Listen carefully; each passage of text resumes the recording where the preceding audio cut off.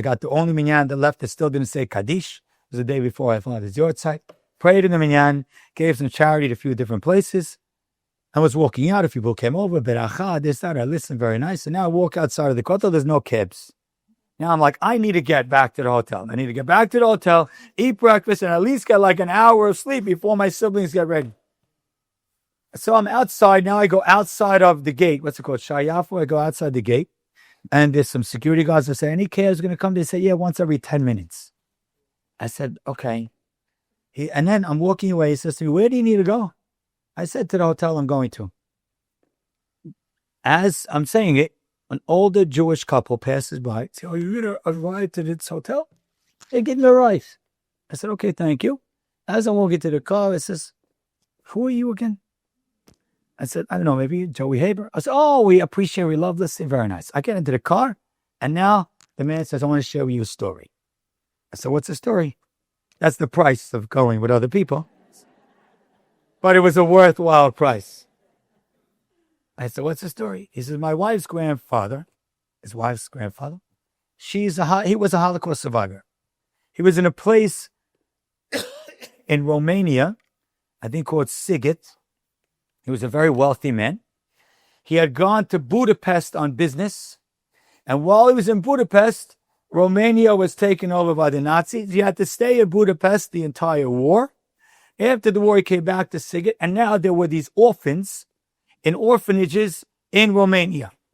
And he decided, since he had the wherewithal and the finances to do so, he's going to start saving these kids.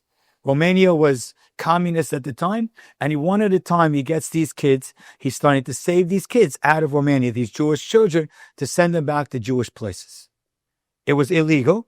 He was smuggling these kids out. The Romanian government caught him. And they said, we're going to put you to jail unless you tell on the other Jews that are smuggling kids out. He says, I'm not telling any of the other Jews that are smuggling kids out. Whatever it is, it is. Start in a court case. The judge decided that this man needs to go to jail for 27 years. The man actually smiled when he heard the verdict. The judge says, why are you smiling? He says, because I'm not a young man. I didn't know I was going to live another 27 years. Thank you for telling me, Rabbi. And he went to jail.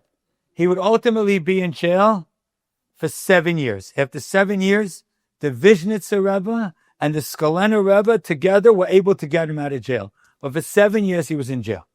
But here's the point of my story. This man happened to know Mishnayot Baal-Peh. He knew Mishnayot by heart.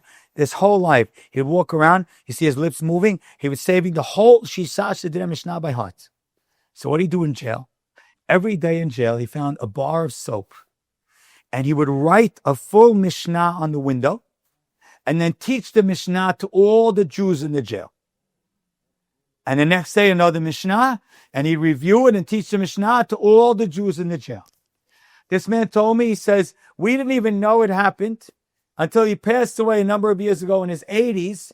And at the Shiva, people came over and said, I learned the whole Masechet Pe'ah with your father. I learned the whole Masechet Baba Batra with your father. A whole Masechet with him. Some people said we learned the whole Seder, which is like a whole section of Mishnah. Many Masechtot.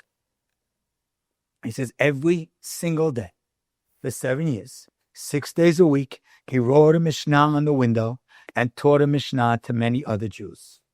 I'm sure that man prayed to leave jail. I'm sure.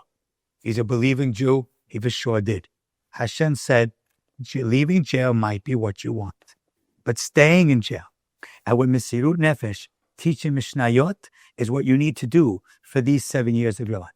This man would leave jail and build a family, a number of children and grandchildren that all shomer Torah mitzvot. In fact, this man was also, he grew up in the same neighbors with Elie Wiesel. And he bumped into Elie Wiesel years after the war, and he said, Elie, you're a Hasidic kid. You grew up in a very religious, Reform house. What happened to you? He says, and Elie Wiesel slowly started to improve in his religion and his Judaism because of this guy's comment. In fact, he saw another person that he was walking on Shabbat, and all of a sudden a car stops, and someone jumps out of the car and shakes his hand. He says, you remember me from Sighet, from our town back in Romania? He says, do I remember you? You're driving in a car on Shabbat. He says, you're a religious Jew. He says, keep the car right there and don't move it till after Shabbat. You are a Shabbat observant. I don't want to hear a word. He said, the man left the car there, and eventually this man would wear a strimer to become a Hasidic Jew. Obviously, Hashem at times decides the best thing for you or what you need is to get out of jail.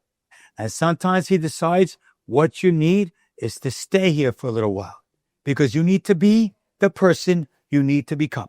Because just like Esther, just like David, and just like millions of Jews throughout history, we don't ever want Hashem to give us what we want. Instead, we know we're as dumb as Pac-Man. We just want Hashem to give us exactly what he knows we need. That's what tefillah is. Thank you.